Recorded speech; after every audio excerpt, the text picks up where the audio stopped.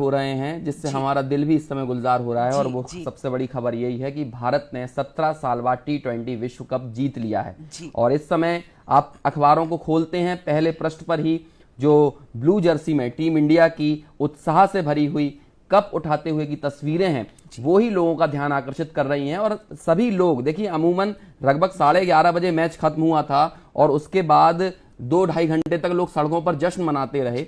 और उसके बाद जैसे ही अखबारों में भी चीजें देख रहे हैं तो बार बार जो खुशी की खबरें हैं, जो गौरवपूर्ण क्षण हैं, उन्हें बार बार पढ़ने का, बार बार सुनने का, बार बार हर तरह से उन पर चर्चा करने का मन होता है। और वही चीज हम अखबारों में देख रहे हैं।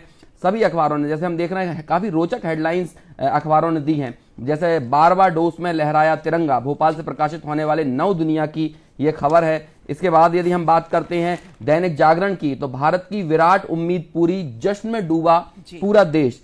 तो ये दैनिक जागरण की ये हेडलाइंस है। वहीं यदि हम बात करते हैं पत्रिका की, तो पत्रिका अखबार ने भी बहुत ही खूबसूरत कहना चाहिए पूरे पिक्चर्स के साथ विराट जीत की हार्दिक बधाई।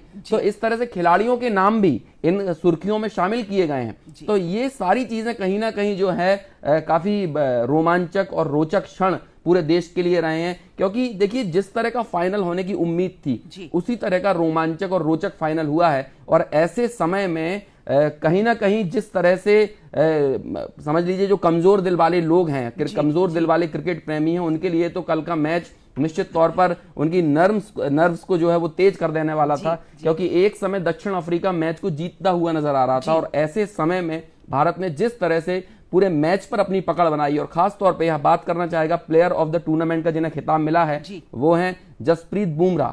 जसप्रीत बुमराह, कहने को उन्हें सिर्फ 2 विकेट मिले हैं, लेकिन जहां से उन्होंने जो 16वां ओवर फेंका है उसके बाद से पूरा जो मैच बदला है और पूरी तरह से भारत की गिरफ्त में आया। और यही वजह है कि भारत 8 रनों से इस मैच को जीत पाया है। और अंकुर, 17 सालों बाद भारत का झंडा लहराना और उसके जीत के जश्न में खिलाड़ियों की आंखों से खुशी के आंसू आना, ये बिल्कुल सभी के दिलों की धड़कनें एकदम। देखिए, पिछले कुछ 5-6 सालों की यदि हम बात करें तो खिलाड़ियों की आंखों से आंसू आना आम बात हो गई थी क्रिकेट प्रेमियों के लिए। 2019 के विश्व कप में हम सेमीफाइनल हारे थे वनडे विश्व कप में, तब हमारे खिलाड़ी वहां पर उनकी आंखों से आंसू निकलते हुए नजर आए। 2022 के सेमीफाइनल में भारत T20 विश्व कप के सेमीफाइनल में इंग्लैंड के विरुद्ध हारा था, वहां भारत की कुछ ऐसी ही हालत थी।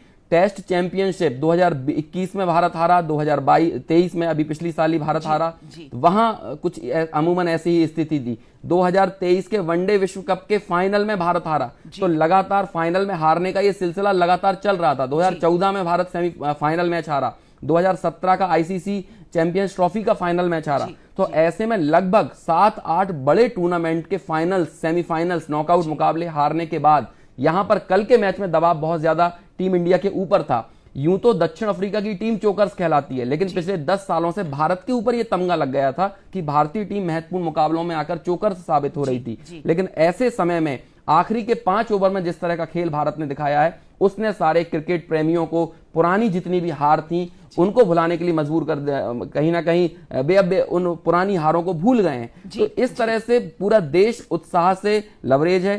साथ ही मैं आपको बता दूं मंजू जी कि कल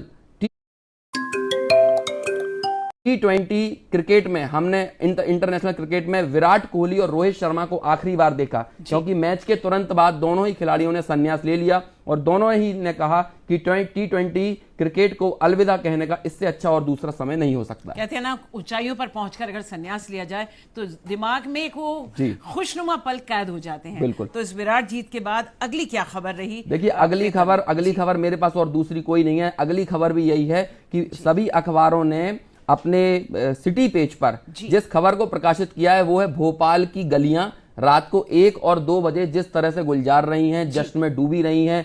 रोशनपुरा चौराहे पर तो मैं खुद था कल रात को 1-1:30 बजे, और उस ऐसे जश्न की तस्वीर हैं। लोग तिरंगा लिए हुए चौराहों पर नजर आ रहे थे।